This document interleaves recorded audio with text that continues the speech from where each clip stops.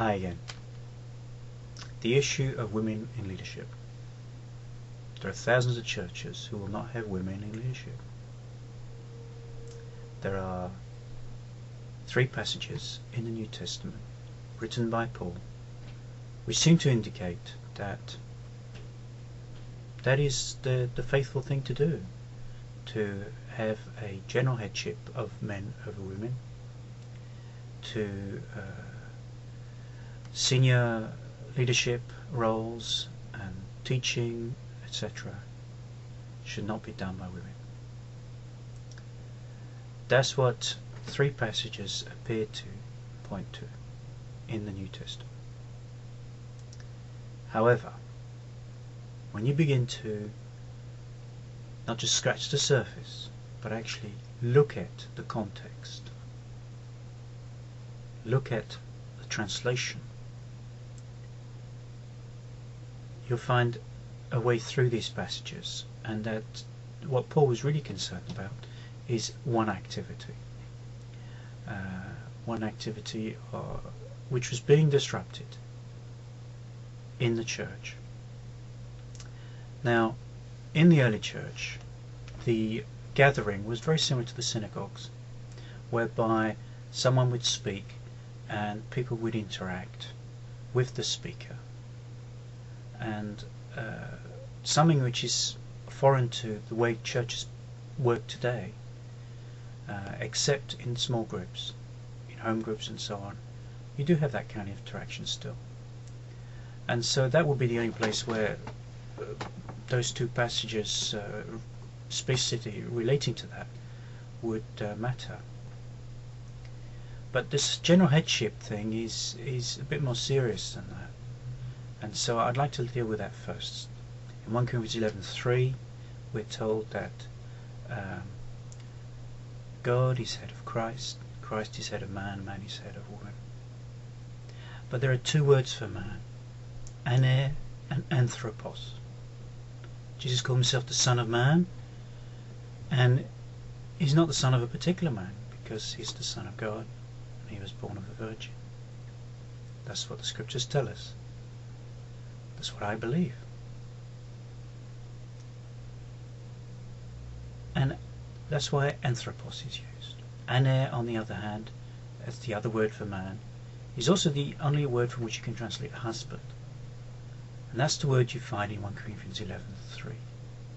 And this word ane is always of a particular man or particular group of men when compared with anthropos. So that when Jesus fed the 5,000 and the whole crowd was seen, uncounted, it was anthropos that was used in the plural. Peoples. In singular, it's someone, a fellow, a man. In particular, when you actually know a particular man, it's ane. When the crowd was counted, and there was 5,000 men and women and children, it was ane in the plural, a particular group of men having been counted. And ane is always used in particular. So when you have 1 Corinthians 11:3, woman, head of woman, the particular man, the only word you can translate husband from is ane, the husband. A number of versions translate it that way, and I compliment them for that. That's what I discovered from the Greek and the use of ane.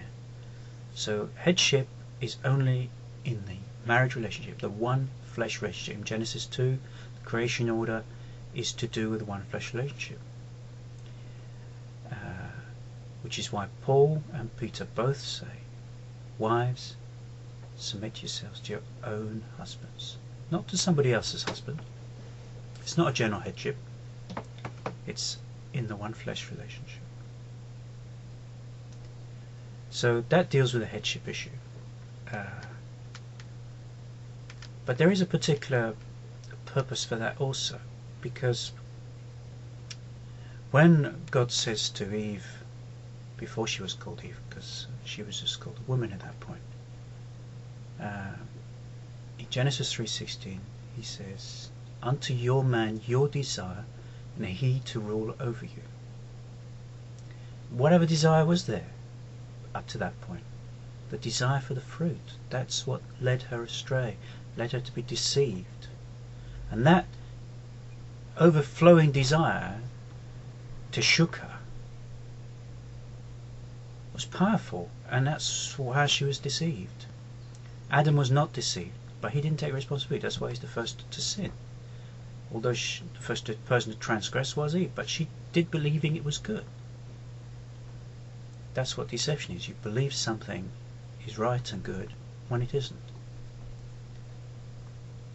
And so any new desire, unto your man your desire, you submit it, and the man takes responsibility, makes a proper decision.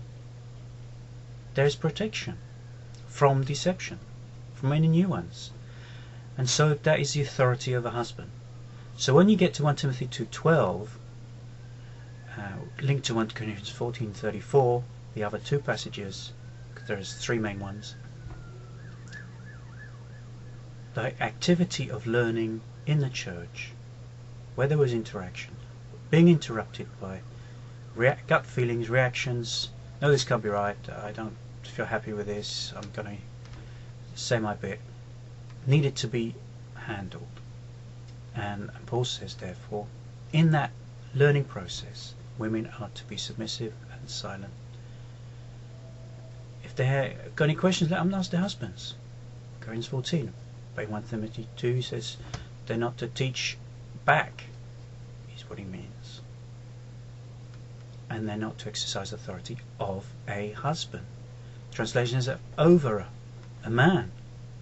But it's aner again. It's a particular man. And it's andros in the genitive, of a husband, of a man. I've only seen two translations where that's found, where I found that. And the Greek and the various places throughout the New Testament, andros, of a man, of a husband. And what's the authority of a husband? Well, it is in Genesis 3:16. Creation order, deception are the main issues within that setting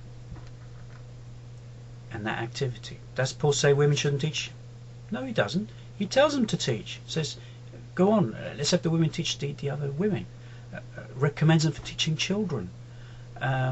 Let them, if there's a prophecy, let them bring them. Let them see. That's a form of teaching, and indeed he says let them teach. I believe the scripture says that. So when you look at the context, you look at the interaction in those days, it's not a general headship, it's not a preventing them to be in leadership, it's not preventing them to teach, but only in that activity of learning where there was interaction. Was there a need to speak into something? That's good news.